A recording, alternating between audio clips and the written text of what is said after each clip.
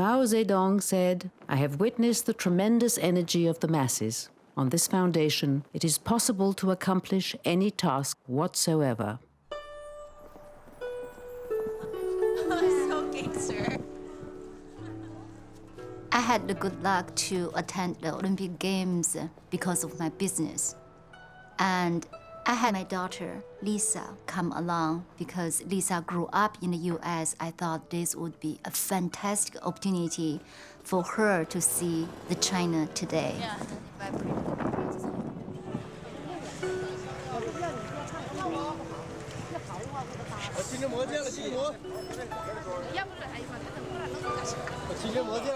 I think my mom was so happy that we were in China and getting to spend time with our Chinese family. But for me, it was different. When I was a kid growing up, I wanted nothing to do with being Chinese.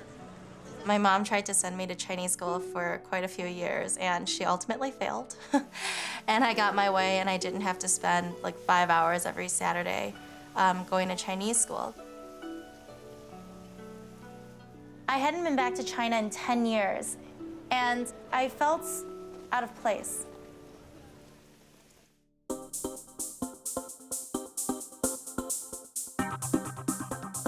I felt like an American for so many years of my life. You know, I moved here when I was 4.5, and I've been living here for 20 years. And every part of me and every part of what I've experienced growing up feels like the American life. Last week, I read this article in the Wall Street Journal about how people need to sleep 8 to 10 hours. And I feel like I miss things when I sleep. And I have to work 60 hours a week and go out 3 or 4 nights a week, travel on the weekends, going to Turkey or Morocco on a whim. I live a life that's pretty cool. If I go too long without being spontaneous, I almost feel edgy and, you know, just like I have an itch that I need to scratch. I'm quite happy with the life that I've created. I think my life right now is great. I just want to continue living a fresh, exciting life, something that continues to challenge me. Lisa is really an all-American girl. She was, you know, saying, I need to have a life, I want to have fun. And to me, those are all secondary, you know. I think that my mom would prefer if I was maybe a little more cautious, but it's just not who I am. I view money, for example, to be a vehicle towards something else. You know, what good is it sitting in the bank? I would rather spend it on trips or just things that make me happy. It's interesting as an immigrant mother, because on one hand, you want to give her everything. And then on the other hand, you also feel, am I giving her too much? Look at her growing up, seems to be enjoying everything and take things for granted. And you want to say, that hardship where I come from, you don't want her to forget that. Lisa grew up in America with freedom. I grew up in China during China's Cultural Revolution. It was chaos and political persecution. I came to the US to provide a better life for Lisa. However, just looking at her and feeling the disconnection between us, I sometimes wonder if I did the right thing. You know, Lisa, I'd like you to come home more often. We can spend more time together. I don't see you enough. I know you are busy at work, you have a busy social life, you want to spend more time with your friends, but I really want to see you more often, spend some time with you. Can we spend some time together? Well, I mean, what does that really mean? Meaning you come home, have dinner, we can watch TV together, we have a conversation, chat, just hang around together. But I don't, like, it's not something that I do. Home is a place just to be. You don't have to be hyperactive and doing everything all at once. But that's kind of who I am. When I'm around people, like, I feel like I always have to be on. And so You can like, come home and crush and hang around. I know, but it's not like you live like next door and it's like Mr. Rogers' neighborhood. We are in one city. We are 1.5 I know. miles from each other. And we don't see each other what? We see each other once a month, once every other month? No, it's I not. see It's you, never once every other month. But it's not about just how often do you visit. It's that sense of belonging, that sense of closeness. To me, this is your home. This is your home too. No, it's really not my home, Mom, because it's never my home because I don't have keys to this place, by the way. The key is not the issue. No, the key is not the issue, but what I'm saying is that like I feel like a guest in this house. I have to be polite and I have to try to clean up after myself all the time, and I just have to make sure not to tread on like, you know, anything uncomfortable, and then I'll go home and I'll go relax like when I get back to my house. This is your home. No, I am a guest in this house. You Do you are get that? not a guest. I'm totally a guest in this house. That like, saddens me to see you see that. Home is home. I want you to have the feeling of belonging here. And I want to make it comfortable for you too. And I don't want to make it an obligation for you to come home to spend time with me. like the more you try to force something, the more it doesn't work. Like you can't force this kind of stuff. If I am a typical Chinese mother, I would make it mandatory every weekend. We have a family together. Yeah, and you know together. that I don't really deal well with mandatory. I know. I don't believe in mandatory. I so. don't want to have Well, that from you to feel like obligation. Well, I mean, I want it to come from you willingly. To me, it's a sense of family. Lisa and I had very little in common. The traditional Chinese values that I cherish so much, I do not see that much in her, especially the close tie to family, the relationship, and particularly our relationship.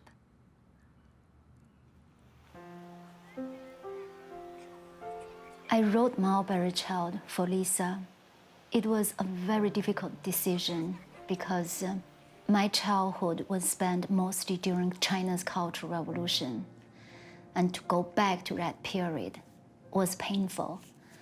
But it is important for me to give Lisa a chance to know where she came from, where I came from. And I hope by reading the book, she can understand me better.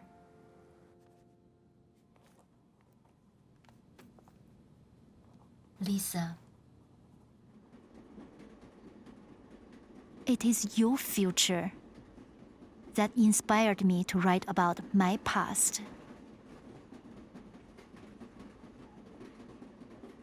You are a free spirit, something I will never be.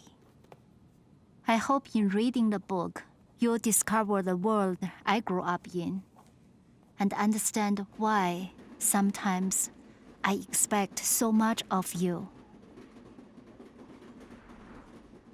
Reading Mulberry Child for the first time, I think, was surprising more so than anything else. It never occurred to me how much I had really distanced from my family and my entire family's history about what had gone on in China and all the difficulties that they faced. I expected to learn so much about the Cultural Revolution. I learned so much more about my mother and even about myself. Lisa's grandmother, Gu Wenxiu, grew up in Heilongjiang province in the northeast of China. Under Japanese rule, she learned to control her emotions as she was made to bow every single day to the portrait of Japanese emperor. With the help of the Allied forces, including America, Japan was defeated. But soon afterwards, the country fell into a civil war between Chiang Kai-shek's National Party and Mao Zedong's Communist Party. The communists soon gained control and set up offices across the country. When party officials came to her village to educate the peasants, Wenxiu was seduced by the communist ideology. Equality between men and women, the importance of educating China's youth, and freedom from the domination of landlords. Wenxiu was convinced Chairman Mao would save her family and bring much-needed reform to China.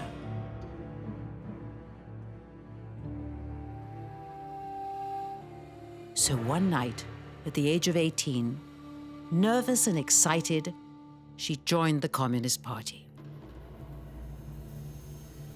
The room was dark, lit only by a small lamp, as she and the others recited their pledge. Make a lifelong commitment to communism. Put the party's interests above everything else. The new party members were filled with emotion and prepared to die for the cause. 日子就好过了，欢迎共产党。我要没有共产党，我就没有今天的生活，知道吗？ Most of the officials in the party were bachelors. Win Xiu was one of the few women. My mother was working for the Women's Association. One day, Mrs. Zhang, her director, came to her with a matchmaking plan. She said, you are single, I want you to get married, and here is the list you can select from. You are a new woman now. You shouldn't be bounded by arranged marriage as it was the tradition in the past. You should listen to the party and select your spouse on your own. And she looked down, and there, my father's name, Hou Kai, was there. By the time Mrs. Zhang presented the name list to him, my father, without hesitation, selected my mother. 他起来看一看，他就点我的名，像唐伯虎点秋香似的。我开文书。 She said her heart literally skipped a beat and immediately felt very attracted to him. Back then, China was, of course, very poor, and they had nothing. The government gave them 20 yards of blue fabric. So my mother made a suit for herself and make another suit for my father. And so they were wearing matching outfits to their wedding. Win Xiu's family were poor peasants who had long been exploited by their landlords. With Mao Zedong's land reform, land was now confiscated from the rich and redistributed to the poor. Following Mao's orders, landlords were routinely put on a public stage and made to disclose the whereabouts of their properties and possessions. If they refused, they were brutally beaten and sometimes killed. At one such meeting, a party member thrust a belt into Wen Xiu's hand and said, "This landlady is a liar. She's hiding something. You beat her. You make her confess."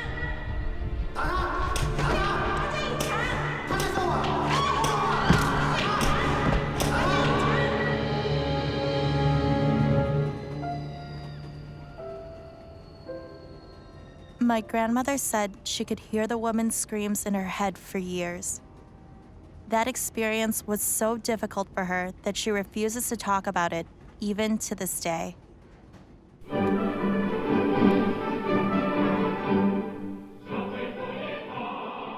Hou Kai was promoted and became a high-ranking government official.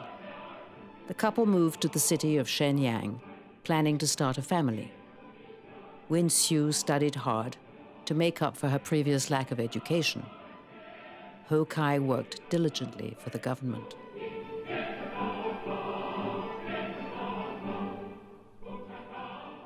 During Mao Zedong's 100 Flowers campaign, Mao said, "Let 100 flowers blossom, and 100 schools of thought contend."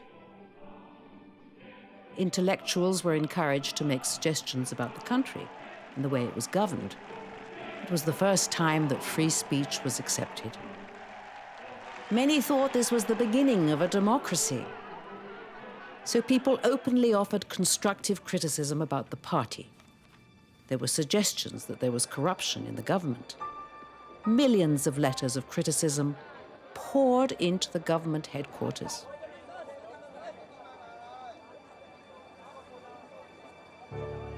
Mao felt threatened and immediately called a halt to the campaign. In retaliation, he ordered that those who had spoken out be punished. They were labeled rightists or counter-revolutionaries. A witch hunt was conducted across the country that targeted many innocent people. The government put pressure on local agencies to provide quotas of rightists. Supposedly, if at a meeting somebody got up, went to the bathroom, can come back to find himself a rightist. When a worker under his jurisdiction was falsely accused, Ho Kai came to the worker's defense. With no explanation, Ho Kai himself was targeted and sent away from his family to Baisheng, a remote town in the northeast of China.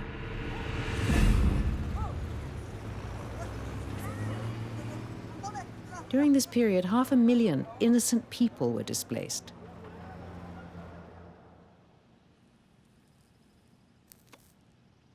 Ho Kai felt that the party had unfairly punished his co-worker. Yet, he refused to acknowledge the injustice done to him.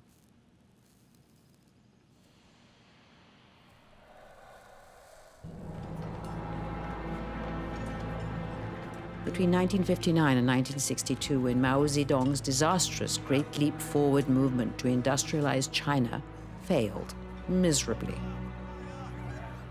China suffered 3 years of famine, and 30 million people starved to death.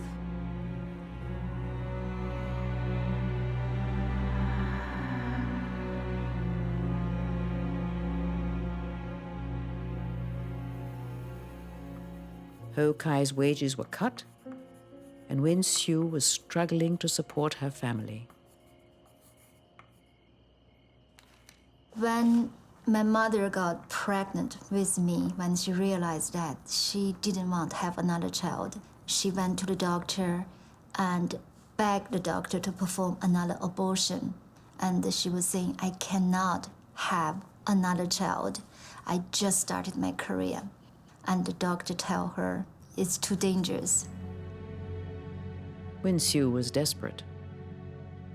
That night she went to the school playground, climbed up on the high bar, swung high into the air, and threw herself onto the ground. But to no avail. Jian eventually was born, 2 months premature. My mom is a school administrator.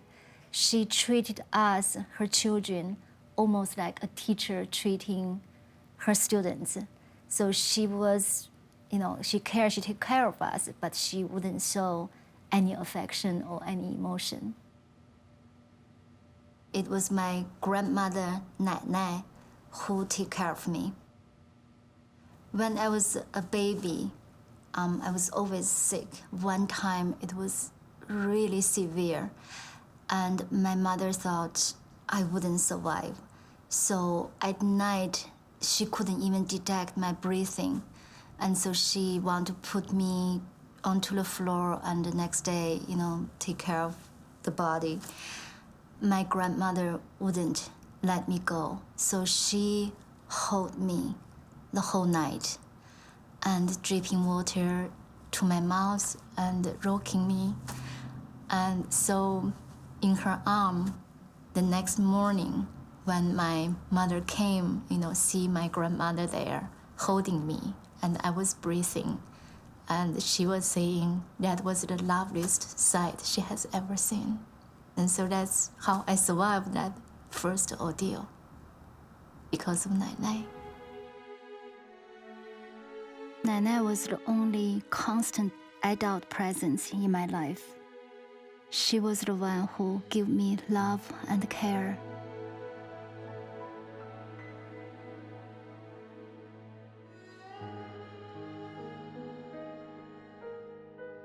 When my father was banished to work in Beijing, it was very hard for my mother to work and care for the children at the same time. So we all moved to Beijing. Our family moved into the Beijing government compound, which was surrounded by high walls with barbed wire and glass. The accommodations were simple and modest. There was a beautiful old building in the center of the compound that had once belonged to a rich general.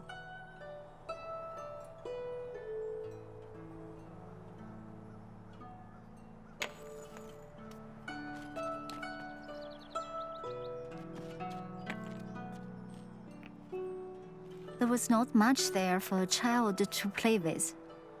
Nai took care of me every day. And so it's really Grandma that nurtured the true nature of a child.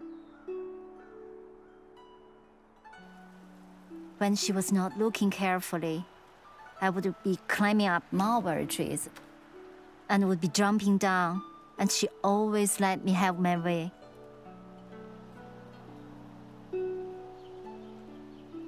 Nai never blamed me. I ran free in the government compound.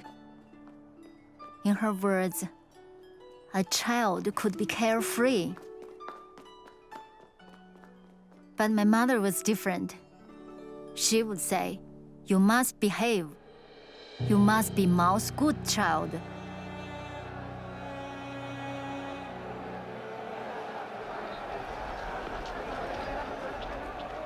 After many failed policies, Mao Zedong desperately needed to regain his popularity. So in 1966, Mao mobilized millions of Chinese youth into groups of Red Guards to help propel the Cultural Revolution. The movement's goal was to spread Mao's doctrine, but the enthusiastic, unstoppable force would instead destroy the lives of millions of families.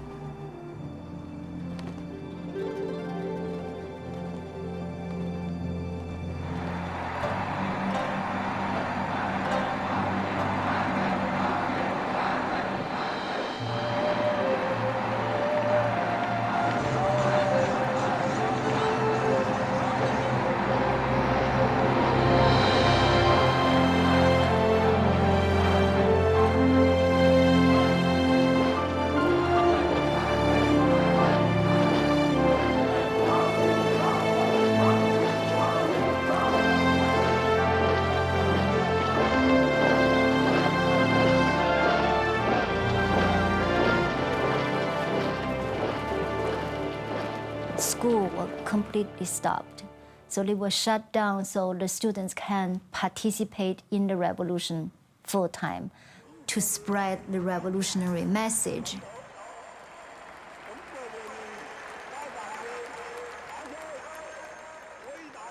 Tiananmen Square is one of the largest squares in the world and can hold over 1 million people.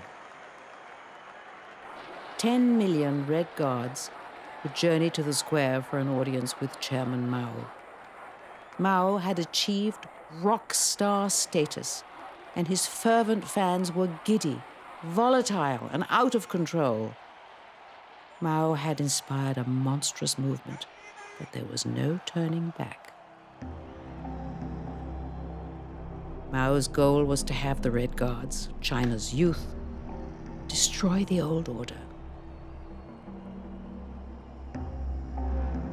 So classical literature was burned, religious temples were pillaged, anything foreign was destroyed. All established social order was turned into chaos.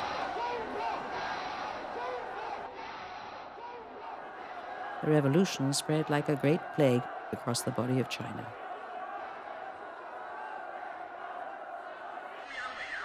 At local schools, students who had joined the Red Guards began targeting their teachers. They forced teachers and school administrators to stand for hours on the top of the desks, They made them wear ridiculous dunce hats. They spat at them and splattered ink across their faces. My mother being a top school administrator, so she was among the first to be criticized for following a revisionist educational line or a capitalist educational line. Win Siu was forced repeatedly to write self-criticism. Soon these criticisms escalated. So-called struggle meetings were held where people started condemning her. 后来是一定要写呀，写就瞎写呗，就执行刘少奇的反动路线了，就写这个。别的也写不出来什么东西。完了以后，他们就上我家乡去调查。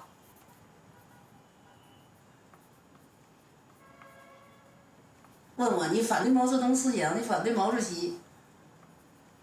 我说我不反对，没有毛主席，没有毛泽东思想，我今天也没有今天。共产党救了我。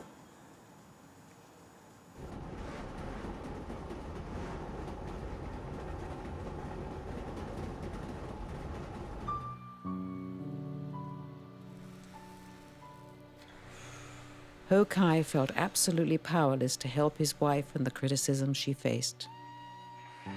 He knew from experience that if he tried to take action, it would further jeopardize his family. Ho Kai was to be included in those party members, summoned to Beijing for an audience with Chairman Mao. However, before being received by Mao to learn the directives on the Cultural Revolution, he had to undergo a background check. When they learned that he had once been captured by the Japanese, the party grew suspicious and sent him back home.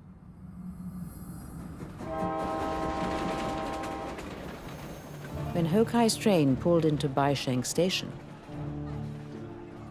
he was horrified to see large character posters plastered over the walls, denouncing him as a traitor. As the train stopped, the Red Guards arrested him.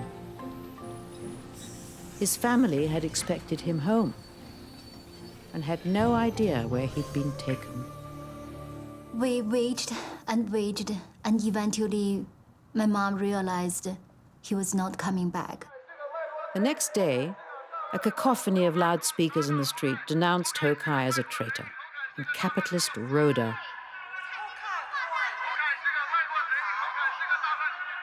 A speaker had been erected on the wall outside the family's apartment.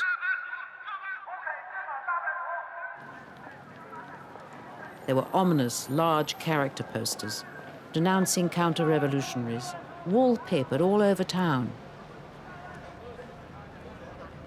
On the sides of buildings, hanging like laundry across the streets. My sister Ping and I were searching through the posters for news of our father.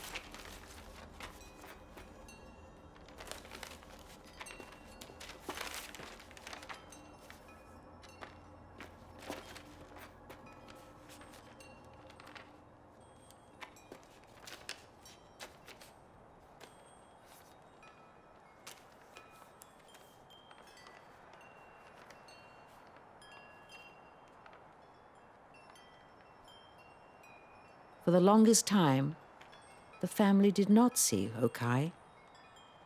One day, a big struggle meeting was held in the center of town.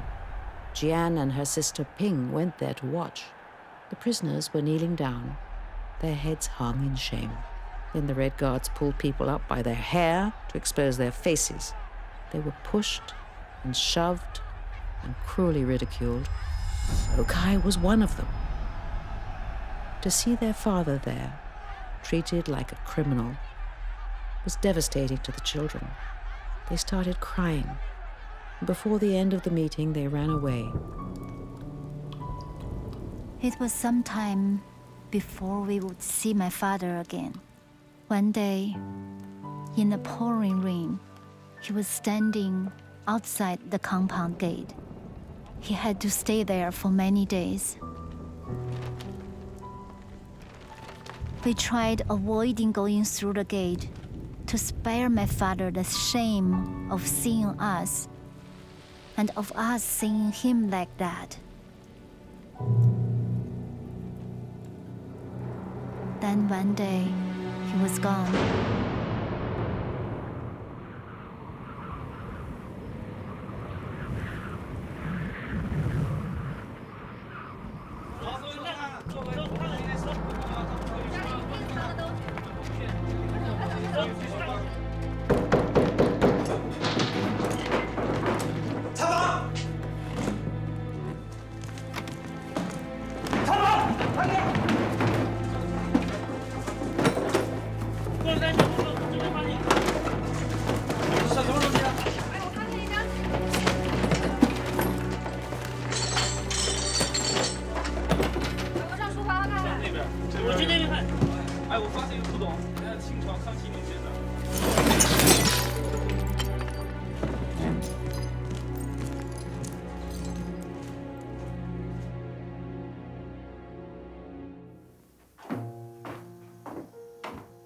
My mother and grandmother didn't say anything.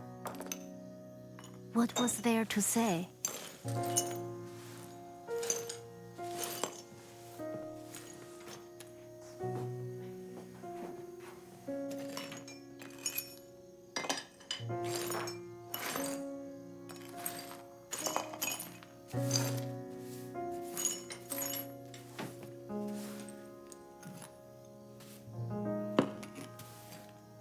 I learned from observing my mother and grandmother how composed they are. And I learned to control my emotion too, not to reveal to others how deep inside I was feeling. The next day, Wen Xiu and Nai Nai blocked the window. They took anything of value, a pair of earrings, the mahjong set they loved, and burned them in the fire. Long hair would attract attention. 不要妈妈。 High heels were banned and considered bourgeois. So were pretty dresses. She burned them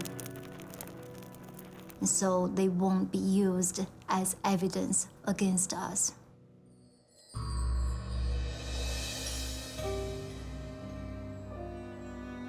It was a time of despair and paranoia. Nobody could trust anyone. Wives were forced to turn against their husbands. Children turned against their parents. The Red Guards forced Jian's sister Yan to face her mother, to turn against her mother in front of all her classmates. She choked on her words.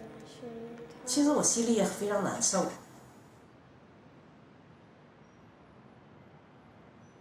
形势所迫嘛。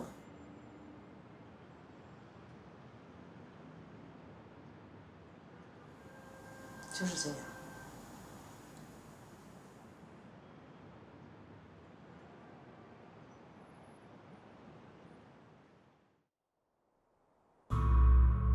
The military demanded that Wen Xiu divorce her husband. Despite the constant abuse, she refused to break down.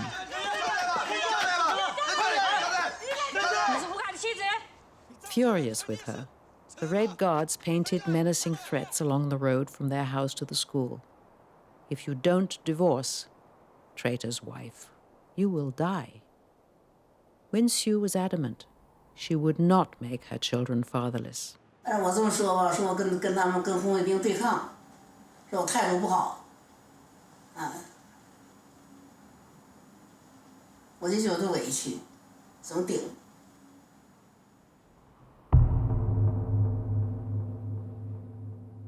So the guards forced her to stay locked up, day and night, in the school's dark, damp furnace room.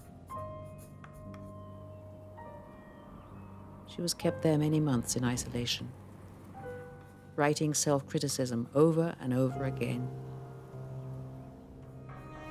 From time to time, she was allowed home late at night, but by that time the children were all asleep. When they woke up in the morning, she was already gone.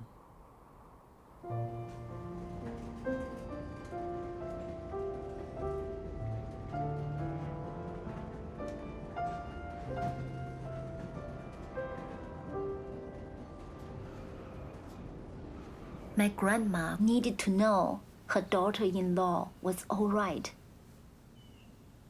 奶奶 grew up in a generation where women had no chance of education. 奶奶 was told to be loving and giving and submissive to others. As was the custom, her feet had been bound, making it painful for her to walk. In spite of that, 奶奶 was determined to take a 2-mile long walk to visit my mother at the schoolhouse, where my mother was detained. Nothing would make her change her mind. She said, if anybody asks why you came with your grandma, just tell them. Grandma would beat me with her walking stick if I didn't come. So every few minutes, she had to take a break and rest on her walking stick. And she couldn't even sit down to rest. I was too little. I couldn't pull her up.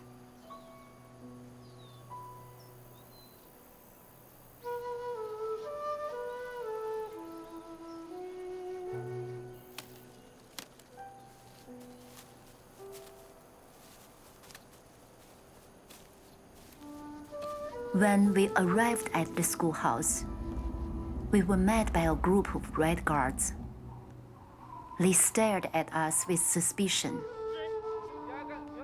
奶奶 said, I have come a long way. I'm not going anywhere without seeing my daughter-in-law. They didn't know what to do. They felt sorry for us. One so old, the other so young.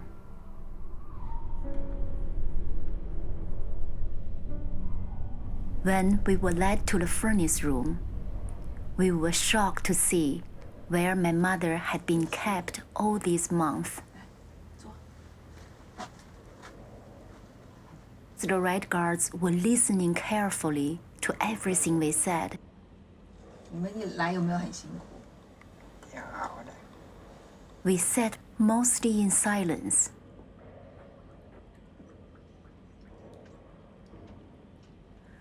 Watching my mother and Nai Nai at that time, I saw how much respect and love they had for each other.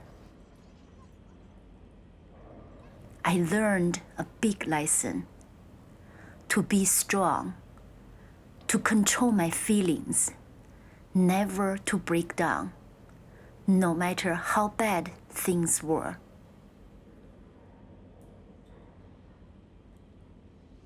I admired my mother. I admired her composure, especially during the time our family went through a lot of difficulties. But on the other hand, she would never show any affection or any emotion to her children. So as an adult, I was asking her, I was saying, Mom, have you ever kissed us? Have you ever hugged us? My mom said, of course I did. I was like, when? I don't remember. And she was, when you guys were all asleep. I don't want you to cling to me, to slow me down for my work. So I wouldn't do that when you were awake. I've just begun to realize how much your mom must have affected you and shaped you into who you are, and how much that has really played out into how you raised me and who I'm turning out to be. I guess we all grow up thinking that we're never gonna be like our parents because we grow up hating our parents. I'd be lying. I never did. Well, I did. I never did. What maybe you had in fear, I had in anger. Respect. I did swear, I think, when I was probably your age or even younger, that if I had a child, if I become a mother, I would be very affectionate. I would show affection. I'm a little better than my mother, but in many ways, I followed her step very closely. Does it upset you that I don't have the same family values that you do?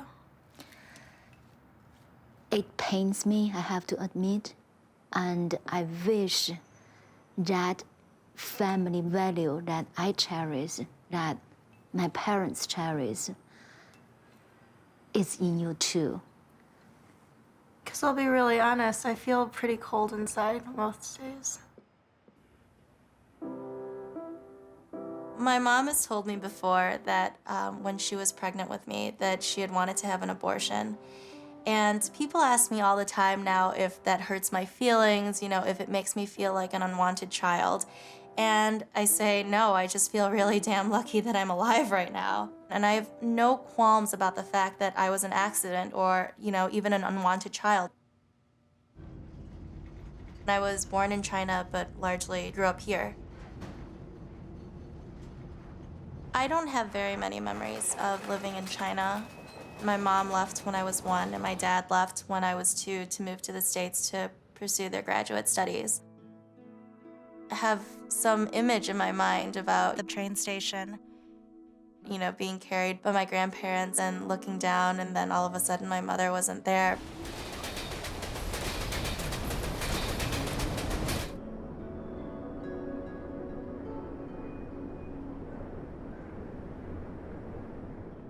I think that in China, a lot of parents did what my mother did, which was leave their children behind in the care of their grandparents to pursue something better overseas. Did it make me feel bad? Did I feel abandoned, by the fact that she left me in China? Absolutely not. That concept of family is different for me. When I was growing up, I was a latchkey kid. My mom was a single mom, and she worked all the time. So I was alone a lot, and then when I was 15, I was sent to boarding school. So I felt like I took care of myself for a lot of my life, and that's kind of formulated my concept of my family. You can't help but to think, you weren't there for the first 15 years. Why do you get to step in now and be my best friend? You can't. I see her growing up as a mother. I was very proud of her. She's very smart. She can learn things very fast. However, I always feel she's emotionally vulnerable. I had a wonderful family that during the most difficult times, we didn't break up. We were there for each other, and we supported each other, and we were all pretty strong. And that is something she's missing.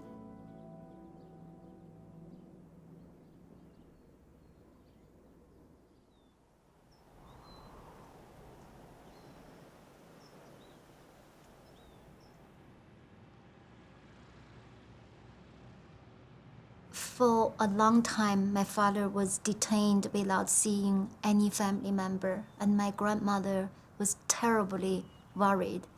My older siblings, they were all in middle school then.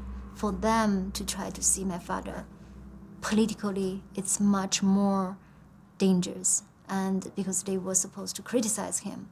So I thought I could go. So I started to go to the compound and to talk to the military guards. Of course, they rejected me left and right. So I kept going back day after day. Eventually, after weeks of my trying, they let me in to visit my father. Papa!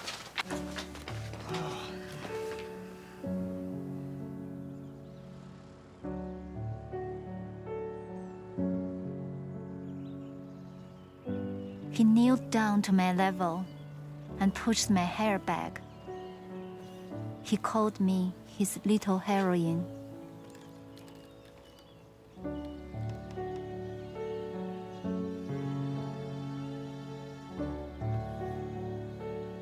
I was the only person my father saw from time to time.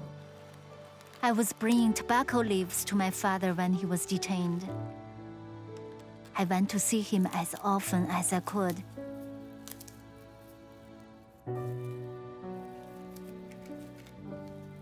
And I loved sitting together with him, crushing the tobacco leaves, and then see him roll the tobacco leaves with paper into a cigarette.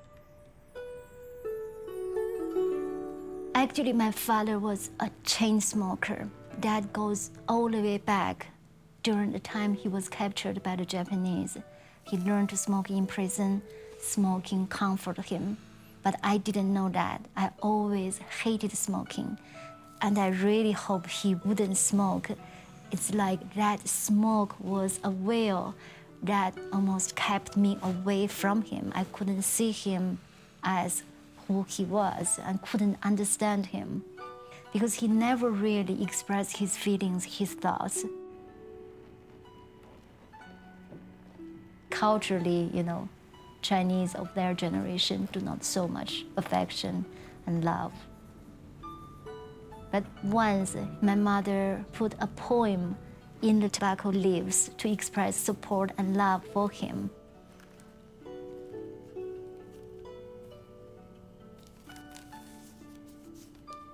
"问君何时喜从逢？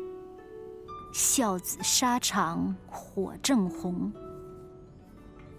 逝水柔情何足恋，堂堂铁打是英雄." She never showed openly, at least in front of us, any affection for him, but we could tell they felt very close.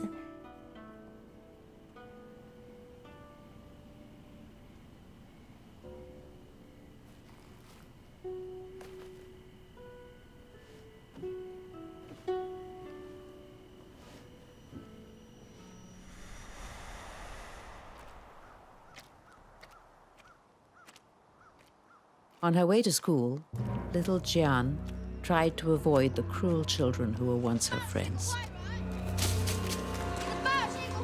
She told her father. He said, "You should join them. Down with Hokai." He was telling me to say things against him to protect myself. I visited my father quite often during that time when he was in detention. It was very difficult because I know he couldn't protect me, and I complained to him once and learned my lesson. I was only adding my burden onto him. Even at 7, I was required to denounce my father. And I wrote down the words on paper without any emotions.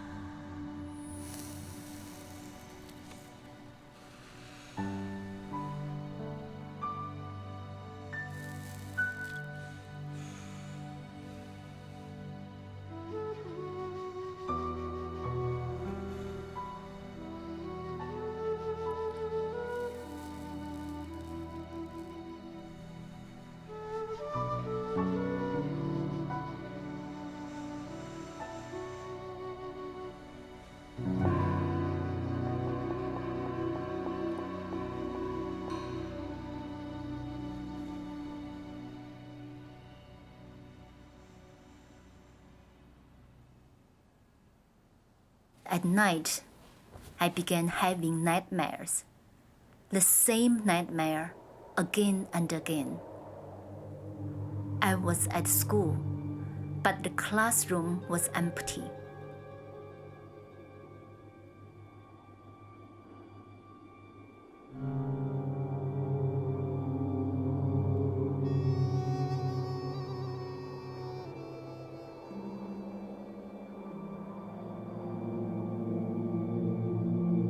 Chairman Mao was staring down at me.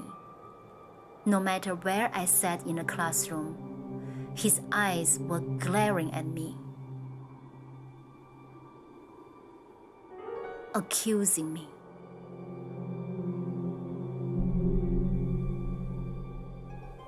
If I had been Mao's good child, maybe none of these bad things would have happened to my family. Though her children were confused, Win Siu refused to explain anything. She knew if the children repeated her words in school, the family would be in worse trouble. She kept repeating, "Keep your faith in Chairman Mao. The truth will come out." Don't provoke trouble. If you get insulted, endure it, walk away, and just to come home, be safe. And that was very difficult to do, especially for my brother. Day after day, Bin Bin was subjected to brutal beatings. Eventually, he'd had enough.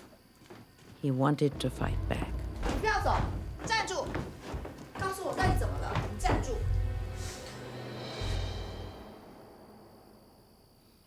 你知道你爸爸一直不在，我必须要一个人带着你们。白天要去被批斗，晚上才能够回来陪你们。白天要去被批斗，晚上才能够回来陪你们。可是，如果我做得到，你也可以做得到。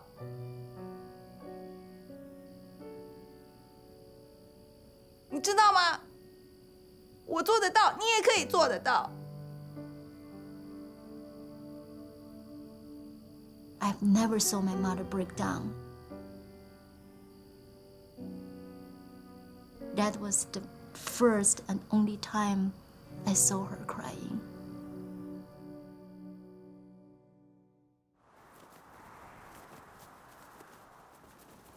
It was an extremely cold winter. Temperatures dropped below zero. One day, Win Siu came home and said that the Red Guards had ordered them to move out of their home before the New Year. Nai said she was not going anywhere. And my mother looked at her and told her, "We need to get out of here with dignity.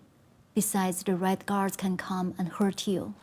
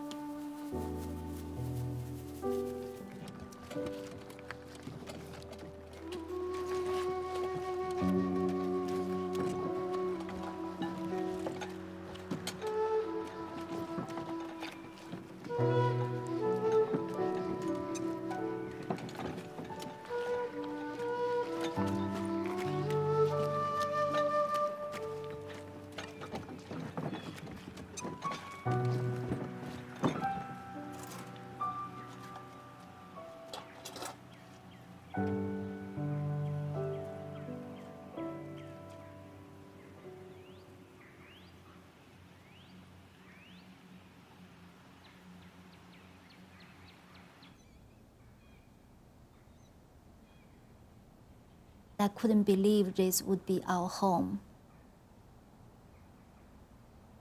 There was no running water, no bathroom, no heating. It was literally an icebox. The dirt floor, the walls, the con bed, everything was frozen. We have to use everything we have to block the wind from the shabby window. And my mother burned sunflowers to heat up the house.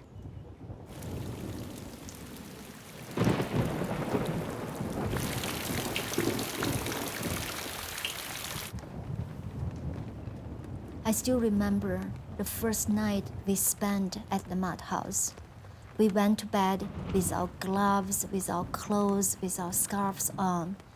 And in the morning, when we wake up, everything was wet and we were shivering cold.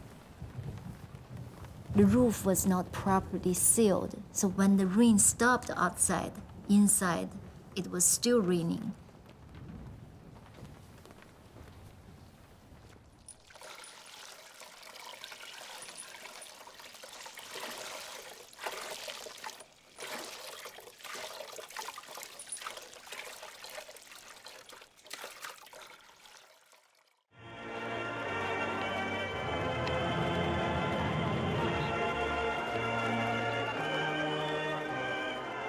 In 1968, Chairman Mao declared that China's youth should be sent to the countryside to be re-educated by the peasants.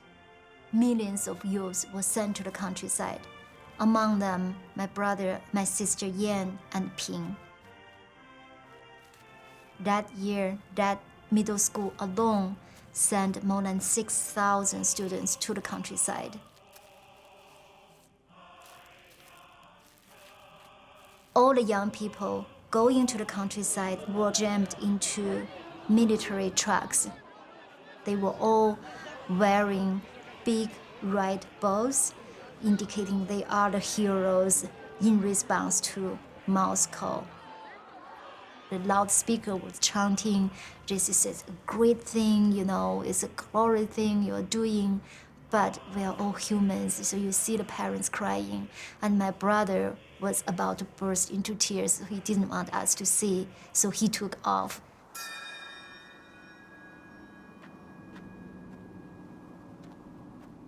With my parents detained and my siblings gone, Nai became my only companion. 奶奶，我回来了。 Nana said, "You must be strong, like the mulberry tree. No matter what storm comes, don't break." I remembered that and always wanted to be a mulberry child.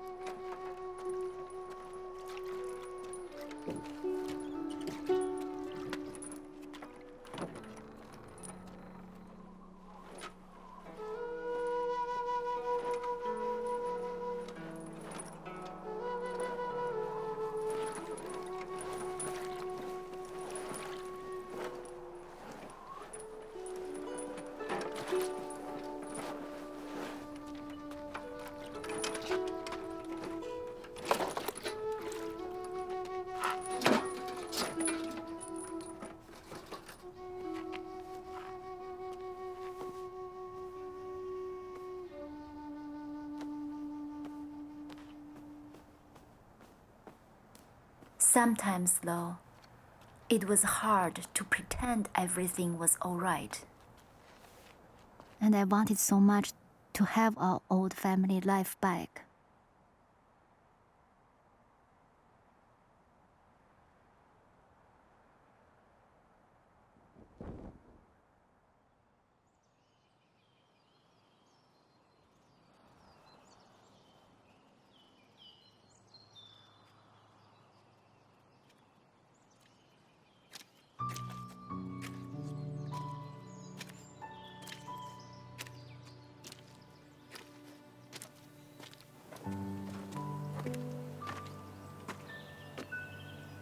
Jian! Jian! Jian!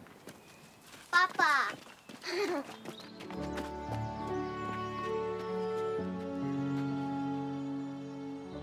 My father was released with no explanation, no apology. My mother was allowed to come home, and my sisters and brother returned from the countryside. Once again, my family was on the right side of the revolution.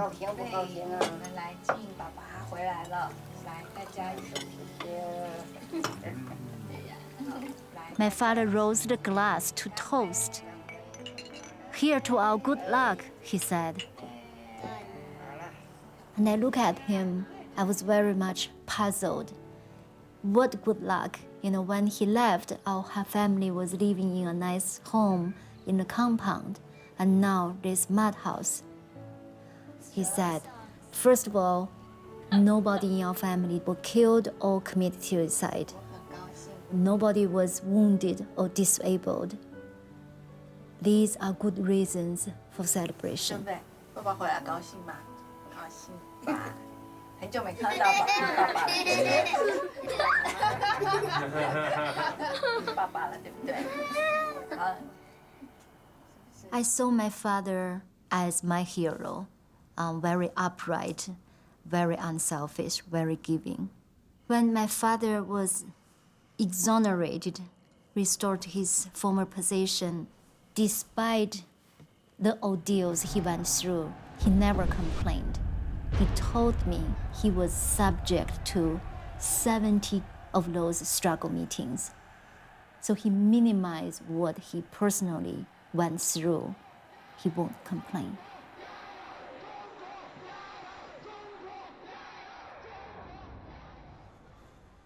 By the time my father returned home, my grandmother was not in good health and she was almost blind. 什么都有。 He always asked Nai, what would you like to have? And she always say, just one wish. When I die, don't burn me like a bird. She didn't want to be cremated.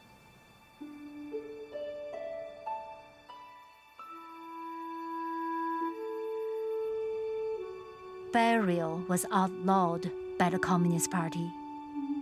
As a high-ranking government official, Father knew he would not be allowed to grant his mother her dying wish.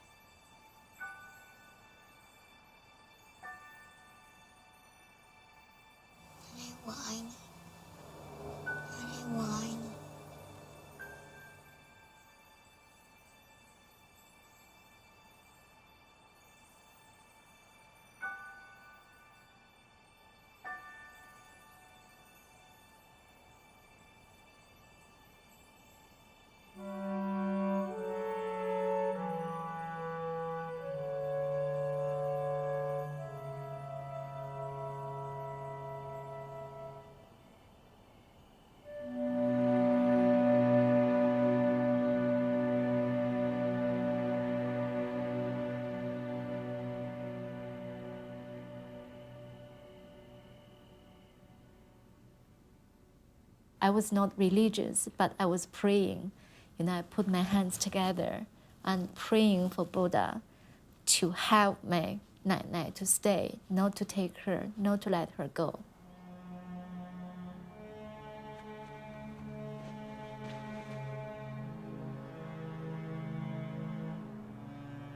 So in the end, she was cremated.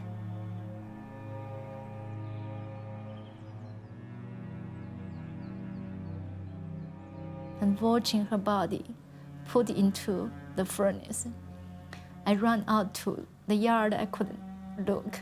So I was hitting a tree and hurting my hand and looking at the chimney, the light, the smoke coming out. It was an image that still lives in my mind today.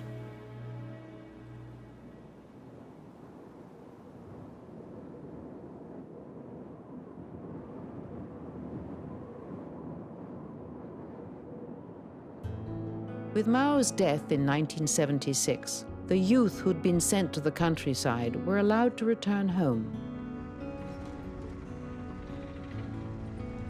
After 10 years, the college entrance exam, Gaokao, was reinstated.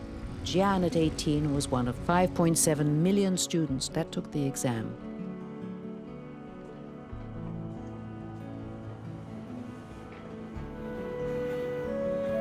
As she left for Jilin University, her father told her that her wings were finally strong enough for her to fly. When I was in college, I was not just studying for myself. I have this responsibility. I feel I'm fulfilling the dreams and the expectations of the whole generation, because they were unlucky. They never get the chance to go to a 4-year college, my siblings, my older siblings, right? And so you aspired yourself to achieve more because you were lucky enough to get a better condition, and nobody have any of those conditions as you did.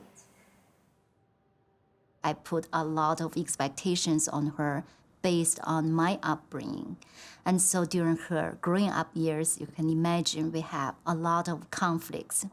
You are not just staying on top of things, which I'm not staying on top of things. it I'm not staying on top of things. I do 3 jobs and I have a life and I travel a lot and I'm not staying on top of things. And it's just like I'm doing well at my job.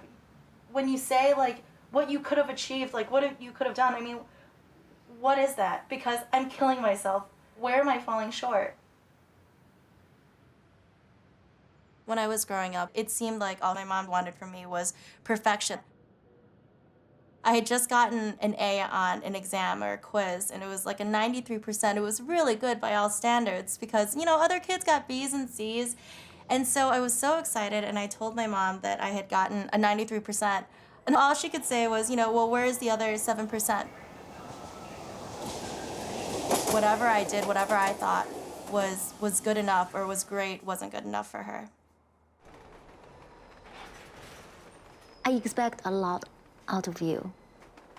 Seeing you have all these facilities in school, I still remember first time going to your school and see the computer lab and this swimming pool, and I was just so excited. You have all these best facilities a kid can have. So I expected a lot of you to be an outstanding student, to do, you know, better than in whatever you do. So that expectation was definitely there. So what happened when I wasn't? And I feel disappointed.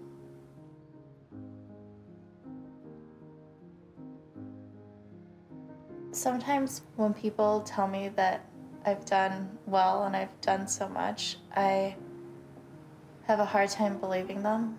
I always feel that somehow I haven't done enough, accomplished enough.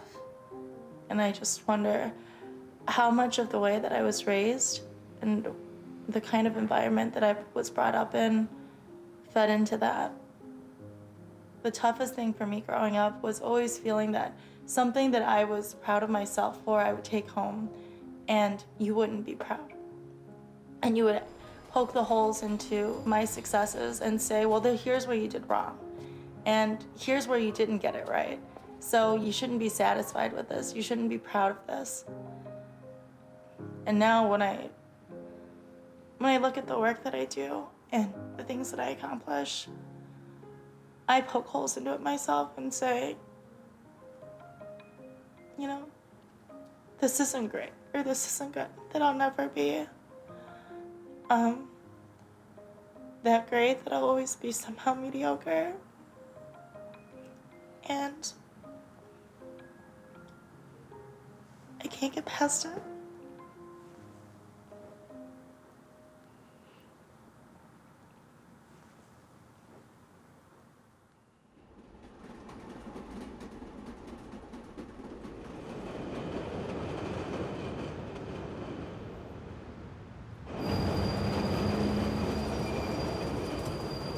When I read Mulberry Child, I didn't really know what to expect at first. For a long time, I really just wasn't very interested in reading it. In a way, it felt a little bit too close. I grew up thinking or knowing that all these people in China were my family, but, you know, kind of like my family on paper, a family in name only. It's not real, the intensity isn't real. And somehow, by knowing where these people come from and, you know, their backstories, like, they become real people, and I'm not sure if I wanted that.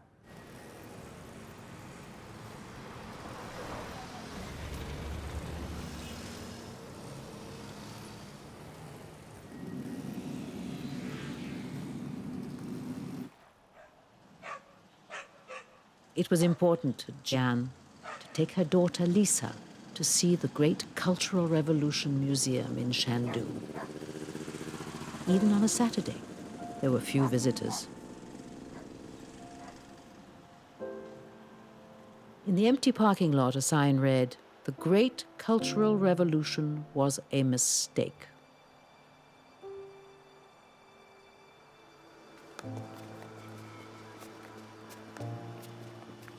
During the Great Cultural Revolution, millions had their life destroyed, their reputation ruined. My father was one of those people. I do not think my father ever wavered in his devotion to the Communist Party. He never did anything for the sake of the family. He always said, I was the servant of the people. It was a blessing and a curse that my parents were dedicated to the country as much as to our family.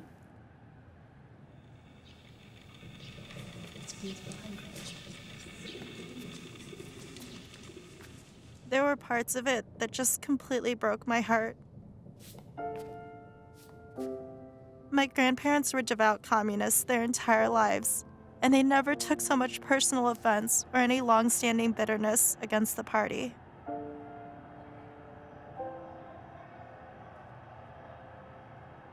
My heart really broke for my grandmother and my grandfather and all the injustice that had been done to them.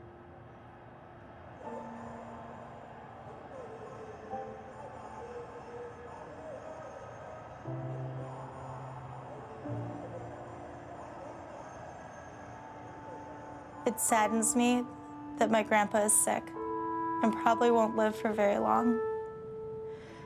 And outside of this empty museum, the injustice done to him will be forgotten.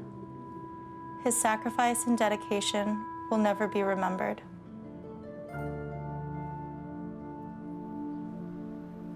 I feel like I'm not as in touch with my feelings as maybe I should be. I repress my emotions. Sometimes I feel like they come out in weird ways. My mom probably repressed her emotions, and I see it a lot now in her adulthood.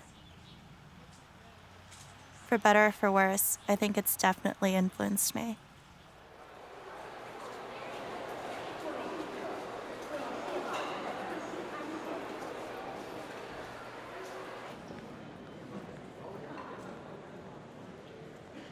Lisa and I got stuck at the airport. She was tired and she fell asleep on my lap. I was stroking her hair and feeling all the love I had for her. She looked like a child again, sleeping in my lap. And in many ways, it reminded me of my relationship with my mother. In my childhood, I longed for my mother to express her love, her affection for me, and she never did.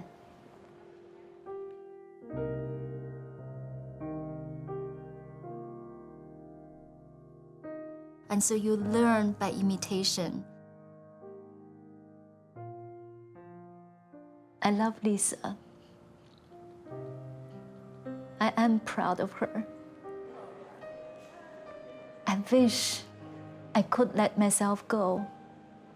I could express my feelings to her openly. But the past, it's like a claw that grasps me.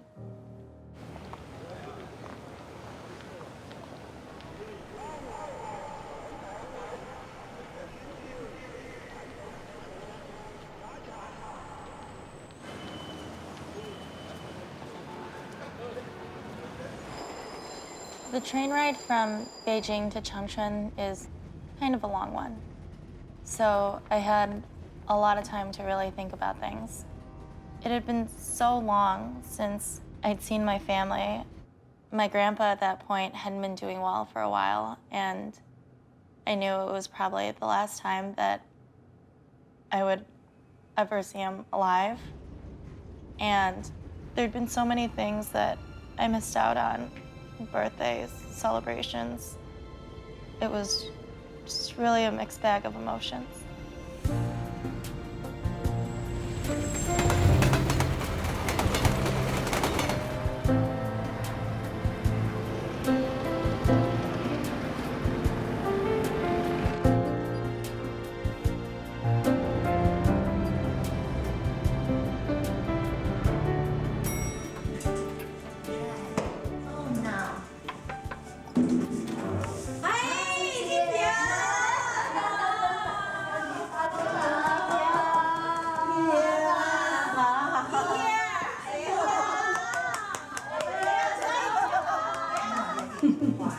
哎呀，是吧？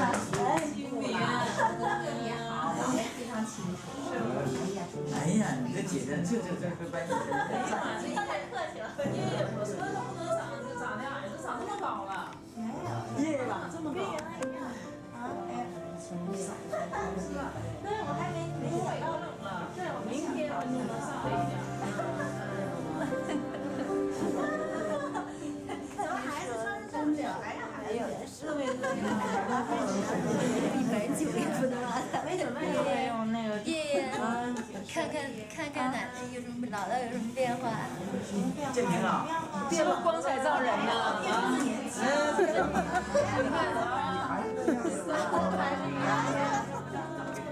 哎呀，草莓阿姐，这个样子姥姥。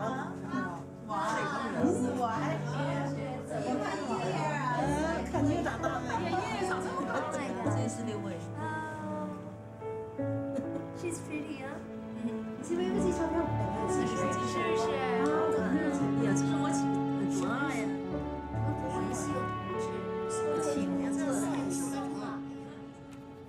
？I really miss the childhood mulberry tree in my life. I grew up with a mulberry tree in the backyard. I watched it as a child, how it survived the cold winter and the poor conditions. And each spring, it came back to life with leaves and berries. To me, the mulberry tree is a symbol of strength and resilience. And I think it symbolizes so much of the spirit of our family surviving the Cultural Revolution.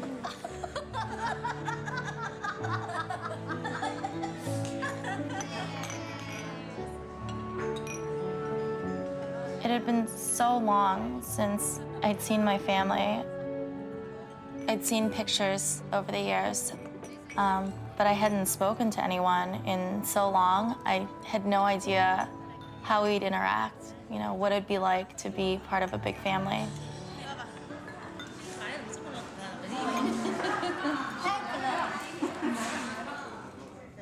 I saw my mother cradling Lisa in her arms.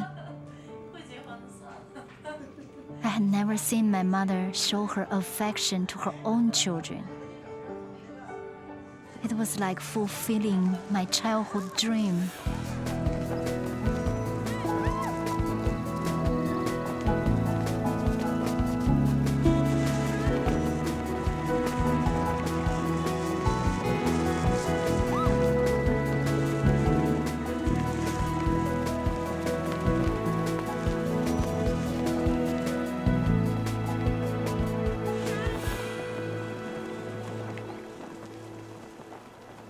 My grandfather had said if he lived to see the Olympics, then he could die happy.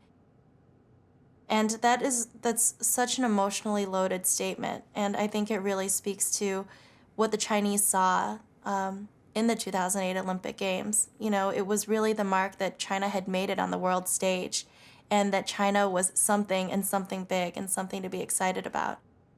My grandfather, he placed so much in just seeing his country rise to the top of the world stage.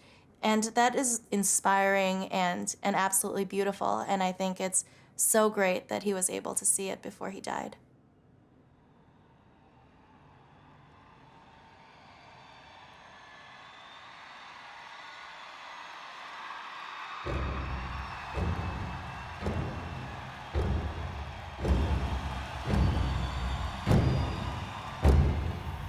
The last night that I was in Beijing, just seeing everything laid out, seeing the Chinese parades, I felt such an amount of national pride, not only in the US, but in China. It was really clear how far the country has come. And I think when you're there and you feel the amount of energy and enthusiasm and optimism that people have, you become absolutely certain that China is the future. It was just this overwhelming swell of emotion that it's really hard to describe. I had my American flag, and I managed to swipe a Chinese flag So I wrapped it around, so I was American, like half American, half Chinese.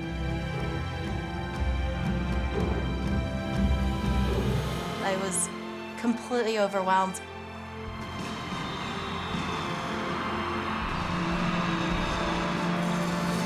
I cheered for both teams the entire night. I mean, it was just the most incredible experience. My mom and I had been through a lot over the past few weeks, and something had shifted in our relationship. Spending so much time together has helped us realize that there is a lot of stuff under there that we don't deal with, and I'm not sure where it's gonna go, but we're starting the process.